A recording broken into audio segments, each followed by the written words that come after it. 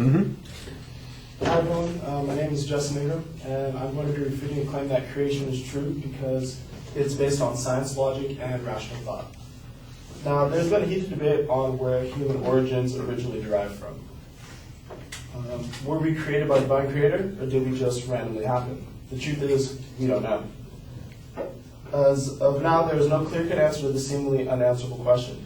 Currently, the side of the science versus religion debate, which one chooses to take, is all based on personal preference or belief. The speaker had three claims, which were: 1, information in science or genetics confirms creation; 2, that carbon-14 in diamond confirms the biblical timescale; and 3, that comets in our galaxy confirm the biblical timescale.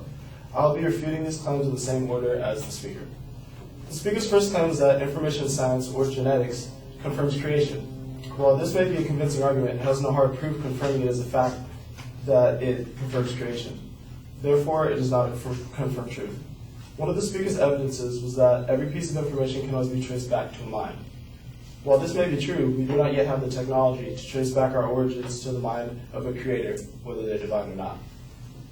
Yes, it is also true that new information cannot be added to the genome, which puts evolutionists in an uncomfortable position, seeing as how this puts a crack in their theory, but this does not confirm or deny creation or evolution. It is just a stated fact about how the human genome works. The speaker also uses an example of genetics being traced back from child to parent to grandparent, all the way back to Adam and Eve. This example is not based in fact and does not help to support the argument of creation because Adam and Eve are a biblical answer to human creation. The problem with this is that the Bible has no confirmed author. No one living saw the Bible being written, and the Bible's authors do not necessarily have the same credibility as scientists and scholars do today. So belief of this biblical truth is based on exactly that, a belief. Just because the Bible has a strong follower base does not necessarily make it fact or truth. The speaker said in their second claim that carbon-14 in diamonds confirms the biblical timescale. He also said that the presence of carbon-14 in the items found with carbon in them confirms a young Earth and puts biblical creation in the recent past, not millions of years ago. But according to the Teacher's Edition of Earth Science by Prentice Hall, carbon-14, also referred to as radiocarbon, is claimed to be a reliable dating method for determining the age of fossils up to 50,000 to 60,000 years. If this claim is true, the biblical account of a young Earth, which is about 6,000 years ago, is in question, since carbon-14 dates of tens of thousands of years are common. The speaker's claim only attacks evolutionist theories, such as the Big Bang Theory. It does not prove that creation is true. The last claim is that comets in our galaxy confirm the biblical timescale. The stated facts about the ice being blasted away every time they pass the sun and the length of the comet's orbit lasts around 100,000 years are accurate, but they do not help to convince or persuade the audience of anything. It does not help to prove creation at all and seems somewhat irrelevant to this argument. The speaker also brings up evolutionists using a rescuing device or way of protecting a certain worldview. In regards to comets, the Oort cloud, according to the British Broadcasting Corporation's website, is a hypothesized spherical cloud of comets which may lie nearly a light year away from the sun. Although there is an enormous amount of observational evidence that it does exist, it has not been proven to exist, so it cannot be considered fact. We can apply the same situation to creation versus evolution and see that beyond the amount of evidence, there is still no factual proof that we were created or came about by random chance. In conclusion, we went through the claims that information in science or genetics does not confirm creation, how carbon-14 in diamonds does not confirm the biblical timescale, and how comets in our galaxy do not confirm the biblical timescale. The speaker states that evolution is an evolutionist's incorrect basic belief about reality, whereas creationists have a strong faith in scientifically proven creation for very good logical, scientific, and rational reasons. But how can you call either belief, faith, or theory correct or incorrect without sufficient proof? Whether they like to admit it or not, the people who subscribe to the theory of evolution do so by faith. While the recognition of design in biology may have theological implications, it is not based on religious premise. It's based on empirical observation and logic.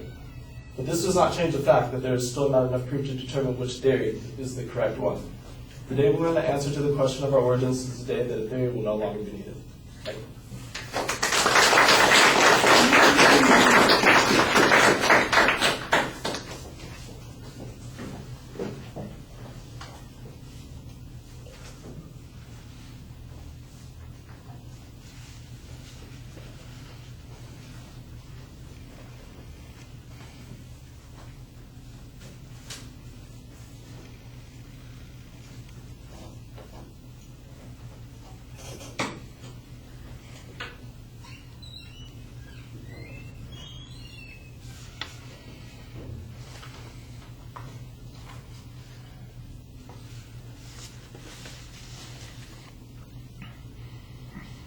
All right, you lay out the claims pretty clearly. It sounds like you're going to really try and respond to the general position without taking a contrasting point of view, and in fact suggest that doing so would be equally guilty of overstating the evidence. It's pretty straightforward and easy to follow after that. Your challenge on the first point is a little bit circular, but I think your explanation about how the genome works was actually pretty good. The explanation about the challenge to the authorship of the Bible is it's a reasonable press, and there's a good explanation here. You, in essence, are applying the same standards to the advocate's arguments that the advocate is applying to the advocates of evolution. So I think that that's a reasonable, kind of a way to get rid of that special pleading element of the argument. The discussion on carbon-14 dating seemed to be a little underdeveloped. I think you had a good point, which seems to suggest that it undermines the young Earth theory. Of course, it doesn't necessarily support the longer-term evolution theory, which is, again, the point that you seem to be making, that you can't really go either direction on this. The whole thing with the comments, I think you kind of went through this, and your analysis may make a lot of sense. I just wasn't sure what the implication was and how it fit into the argument, and so that would need to be a lot clearer. At the end, you're reviewing your arguments, but actually you kind of do more of a review of what the advocate's arguments were, and you ought to be summarizing the secondary points, or the responses that you were making on those points. It sounds like you were just basically reminding us of what the advocate's claim was at that particular point. You do come back to the general position that you've taken, and that's really the whole point of your speech, is that general position. Could work a little bit better on your eye contact and energy, but the explanations were usually clear.